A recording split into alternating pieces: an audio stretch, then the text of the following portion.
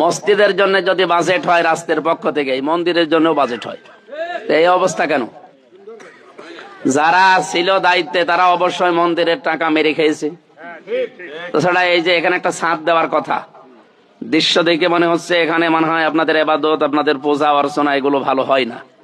সুতরাং এবার আমরা কথা দিচ্ছি, যদি বাজেট যা আসবে, যেহেতু আমাদের পকেটে একটা টাকা ঢোকানো আমাদের ধর্ম অনুযায়ী হারাম, নিষিদ্ধ, এই জন্য যা যেখানে আসবে আমি কথা দিচ্ছি ওই জায়গায় ওইটা পৌঁছিয়ে দেব।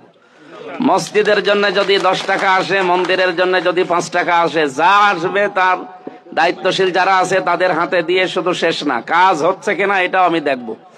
কারণ আমার প্রত্যেকটা 138টা ওয়ার্ড আমার আন্ডারে, প্রত্যেকটা জায়গায় আমার সংগঠনের এবং 11 দলের লোকজনের সব সভাপতি আছে, সেক্রেটারি আছে, এবং যারা দায়িত্বশীল আছে তাদের কাছে দেওয়ার সময় কাজ হচ্ছে কিনা, শেষ হয়েছে কিনা। আর 100 টাকার 5 টাকা খরচ হবে, 95 টাকা সব মেরে খাবে না, এই সিস্টেম জামাত ইসলামীতে নেই।